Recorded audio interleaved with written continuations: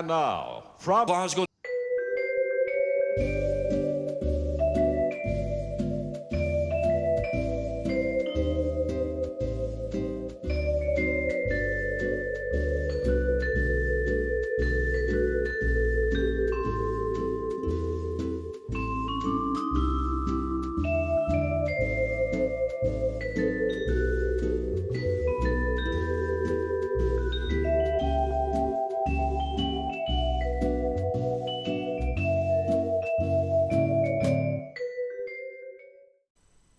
So hi there, a little bit of a slight change to the advertised program, so to speak. I have just recently bought myself a new mega brush stand. Now the reason I bought this brush stand is I've just treated myself to a load of brushes, which I will be doing a review on in a later date, but I wanted somewhere nice to put them all. Now the problem I've always had, and this is like a lot of things, it's all down to personal choice. You'll see that these rows are straight. Quite often I've seen brush stands where the holes are jaggy, they're not level, and that's fine. Obviously everything's down to personal choice, but because I've got different brushes for different jobs, I want to keep them all together. So I bought this. Now I found it on eBay. £9.59 plus £3.50 postage. However, once I received it, I did get a little card. Like a lot of things, it leads you to their main site. So the company in question is this, the Colour Forge. Till I received this paint stand, it's a company I've never heard of. And spoiler alert, based on the products that they based on this, I think I might give them a try more often. So obviously, as you can see, they are pretty much geared up for the Warhammer world, wargaming world. They have various products, but obviously I'm dealing with the paint stand. So on the actual site, if I can find it, there we go, it's £9.59 plus postage. And it does work out very slightly more expensive on the website. As you can see, it's the actual product's the same price, but you have a choice of either DPD next day, DPD Saturday. So you'll pay a little bit more if you buy from the website, but you'll get the product a day or two earlier. I believe I ordered this over the weekend, so they would have processed it on the Monday. And it's now Wednesday and I've received it. Whereas if I'd have ordered this on DPD, I probably would have got it yesterday. Instructions are on the website and I will show you those shortly. And this is what you get. Now I do apologise, I've taken everything off the frets so that it's just going to make it a little bit easier. Everything comes on 3 frets. So this one contains these leg supports. This one contains a piece of the base, a couple more leg supports, and bits that support the legs. And then the last one is just 2 of the actual brush guards. So the actual pieces that you get is you get the actual holes that you put the brushes in, and you get 2 of those, and then you get a base, and what's going to happen is these 2 are going to go together like that, so you've got your little inserts for your brushes. You then get 5 posts, which consists of 10 larger pieces of the legs and 10 smaller pieces, and as you can see, they're rectangular rather than square. You also get these supports. These supports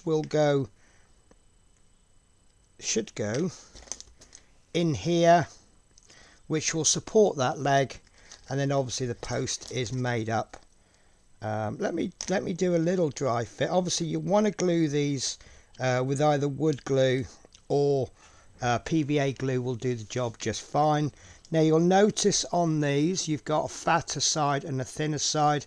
That's to coincide with these, and also these posts, they have a smaller post and a larger post. So what's going to happen is these will actually fit. The larger post will go in there, and you'll see they'll go all the way through the two bases, and then the actual brush stand will sit on the top. So obviously the first thing you need to do is make up these posts, and you'll get a larger one. Make sure you line up the locating tabs. I did the side ones, and spoiler, if they don't fit properly, you've probably got those posts in incorrectly. So that is one post, and that will go into there, and you need to make 5 of these. Why can't I do it? Isn't it funny that once you do it on camera, it doesn't work so well?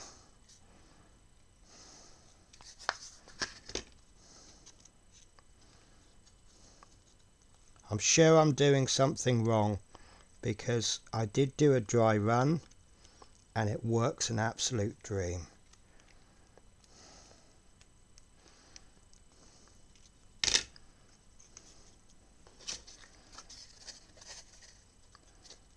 This is typical, isn't it? There we go. So that goes in like that, and then you'll build 5 of these up, 1 in each corner, 1 in the middle, and away you go. So what I'm going to do then is I'm going to make this up properly with the glue. I'm using Gorilla Wood glue. It's just, that's what I got at the particular time. You can use PVA glue, you can use ordinary wood glue. The way I'm going to apply it is I'm going to pop a little bit into a disposable cup, and then I apply the actual glue with a cocktail stick, and I find that makes application a little bit more accurate. So guys, what I'm going to do is I'm going to build this, but I'm going to speed it up, so I'll see you in a moment. So my apologies guys, something I did actually forget to mention, building instructions. Now I don't think this is too complex. It's one of those things that if you didn't have the instructions you could probably figure it out. Now fortunately my screen size is a bit funny, so you can't see all the way across, but these are the instructions which are only available to download. Now I did struggle a little bit finding them, because they give you a little business card with a QR code, and obviously you're going to access that QR code via your mobile phone. Now I didn't want instructions on the phone, I actually wanted them on the PC, so I had to go through the website, which was a little bit of a chore. So let me show you how I went through them on the website. So you need to scroll all the way down. See, again, I can't remember how to do it.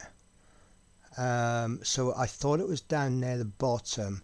So you need to find the item you've got. I think you go into the web. It's quite good that I haven't done this before. Right, additional information. There we go. So down near the bottom under useful info, second one down, Colourforge MDF instructions. You click on that, and then you scroll all the way down. You've got the second section, MDF accessories and instructions. Find the item you're looking for and click on it, and there are the instructions. So you can see there's 3 frets, and then it tells you how to insert the little crosses into the support bars, and then where to place those, and that is it. That is the whole lot of assembly. You really don't need any more than that.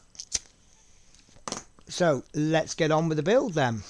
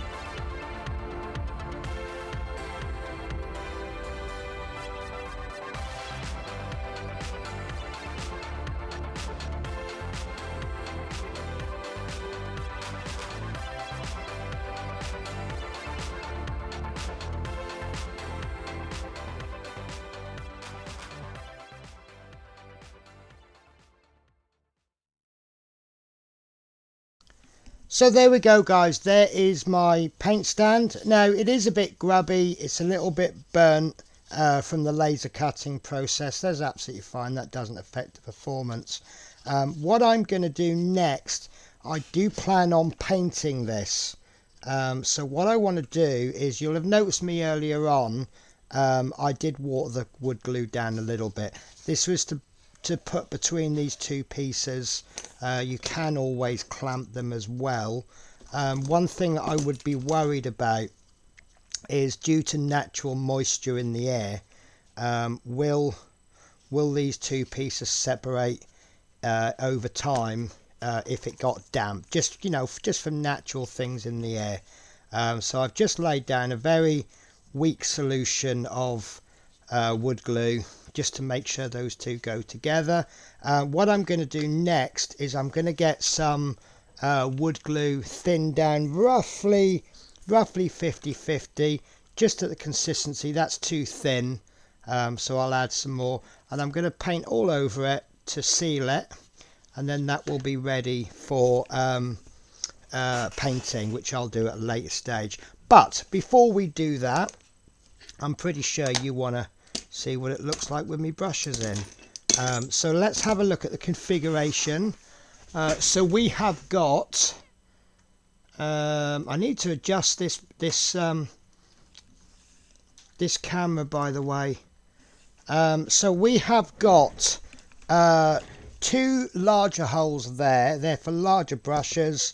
I don't know if that one will go. Yeah, so this one goes in there absolutely fine. We then have 1, 2, 3, 4, 5 rows of smaller holes, and as you can see, the brush doesn't go through there. This is a fatter brush. And then we've got two sets of 5 holes, which are slightly bigger but not as big as this one on the end.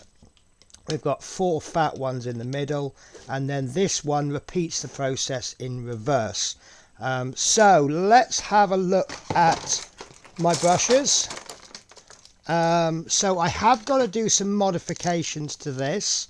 One of the brushes that I use actually has a triangular handle, and I have 6 of those and they don't fit. So I'm going to just do a little bit of an adjusting on there. I have had a look at the sizes, and I can see that you can adjust it a little bit, but what you'll probably have to do is, for these triangular ones, cut the triangle 2 there and 1 there, and then the next one you'll cut sort of like that. So the first one will go in like that, the next one will go in like that, the next one, and so on and so forth. But for the rest of my brushes, I haven't sorted them out, so I'm just going to pop them in semi-randomly. But as you can see, they fit in ordinary paintbrush absolutely fine. Larger brushes can go in the larger holes. I do have this all worked out. As you'll see, I've got some masking tape on my brushes, and that's to signify to me what kind of brush I'm using it for. So these are my brushes which I'm going to use for large areas.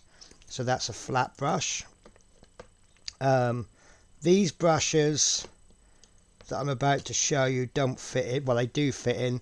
These are cheap and cheerful brushes. These are kids painting brushes, and I tend to use these for mixing paints because the bristles are nylon. One swoosh of water and they're clean. So yeah, I've got a larger flat there. I've also got some flat brushes and these brushes. This is the rather large one. This is one that I'm using for oil work. So I'm going to put all my oil brushes on the end there. All my acrylic brushes will be there, and any specialist brushes, I use this one for doing decals, so that can live there. And yeah, like I say, guys, I'm just chucking these brushes in randomly. I got them at the same time as this stand, but I think that's a really wonderful stand. The only negative about it is that these triangular brushes don't fit properly. But I've also got a rigger there for drawing long straight lines. Eclipse rigger it's called. But yeah, I just need to do some modifications to this. That's not going to be a problem, and then they'll go in as well. So there you go, guys. If you've got a disorganized paint rack like I have, this could be the answer to help sort it out. It's light and portable. One other modification I'm thinking about doing is I'm thinking about buying some acrylic tubes, which I'm going to place in there. It will make the holes smaller, but I haven't actually got any tubing, but similar to what I've got here on the top of my water bottles, but they won't be flexible. So that's something I'm looking into. And then that way, because obviously this is rather a large gap, and it's quite easy to miss the hole. There we see, like I've accidentally put that, well, I haven't accidentally, but I put that in at the wrong angle. So if I popped a tube in there, it would go into the correct hole. But that's just something that I'm going to have to do. Saying that, these go in the one large hole. Yeah, because the handles are different sizes. The smaller brushes have smaller handles than the larger brushes, I think. Yeah. Right, guys, so let's give it a little rating. So speed of delivery, or price first of all. This came out at just over £10 including postage. I kind of work on the basis that if it's really useful, it's worth the money. If I bought a rack that just didn't work well for me for a couple of quid, and I bought this for £10 and it's perfect, then this is much better value for money because I'm going to use it. So I'll give it a 10 out of 10 for price. No, yeah, 10 out of 10. Speed of delivery, well, I got it in 2 working days. I actually got it in something like 3 or 4 days, but that was because I ordered over the weekend. I think it would be unreasonable to have expected them to deliver that any quicker. If they'd have used DPD, for example, I could have got it a day quicker, but to be honest with you, you order something over the weekend, they open on a Monday, they start processing on a Monday, and you receive it on a Wednesday. Can you really argue with that? I don't think you can. And the last thing is obviously the usefulness. For me, absolutely perfect. I actually don't have more than 6 brushes of any one type, so that's absolutely perfect. Some brushes I do have less in the series, in the type, and these oil ones I actually have more, but the larger ones, the brushes are too big to fit into the conventional holes, but they do fit into that larger one perfectly. So yeah, and it's going to organize everything perfectly for me because it's MDF. Obviously MDF, I'm not going to beat about the bush. I think MDF is one of those things, it's very functional, but it's actually quite ugly. As you see, it's not that attractive. So a little bit of PVA glue as a primer, and then we'll paint over that. Should we go purple? I think we'll go purple on this, and I think it'll look absolutely smashing. The ends don't line up that well. As you can see, there's a bit of a ridge. I can turn it round and it's much more accurate there. So if you want to pick on that, you can. I think that's legitimate. And also I like the fact that it comes flat packed. I did once order some kind of pen stand, and I read the Amazon review. They gave it 1 star, and the review said something like, I bought this for my husband who likes to make models. He was very disappointed that he had to assemble it. Now my opinion is, we're all makers, we're all crafters, we like making things. So to receive something through the post that I've got to make, this has occupied my morning. So guys, I cannot fault this at all. Price is reasonable, delivery speed is very good, and it does exactly what it says on the listing, and it turns out it's absolutely perfect. Apart from these larger brushes, these are triangular, and there are holes for these, but you've got to put them on the side. I will look at modifying it, but obviously as it is, it's absolutely perfect. So guys, thank you very much for watching. Next week I'm going to actually play with these brushes, and I will start doing some reviews on brushes. I found a company many years ago that I'm very happy with. The company is called Rosemary & Co. And some of the brushes, these are what I use for basic painting, and these are really good. And I like these ones because you can hold them better, but I don't know if I need triangular ones for all of them. My favorite brushes, I think, might be I can't find them. I cannot find them. I will find them eventually. There we go. So this is my absolute favorite brush. This is a Kolinsky Sable brush, and this is for what I do for my very nice work. Sorry, please excuse the wood glue all over my fingers. Now these are about a quarter of the price of Winsor & Newton Kolinsky Sable brushes, but do you know what, they're just as good. I just think they're absolutely wonderful. They hold a lot of paint in the bristles, and the point comes to a really fine point. And I find, although these brushes are very good, with this particular one, I mean not this because it's a 3.0, but I can actually paint as thin a line with a size 2 brush on this as I can with a size 0 with these Sable brushes, and it's all down to the point. Because I can use a bigger brush, it holds more paint, so I can actually paint longer. So yeah, I think I already know how the review is going to go on that. Right guys, so that's it for me then. So this is my new brush stand. I'm going to go and get it organized properly with my little color codings on the brushes, and I'm going to get this all lined up. So thank you very much for watching, and I'll see you in the next video. Ta-ra.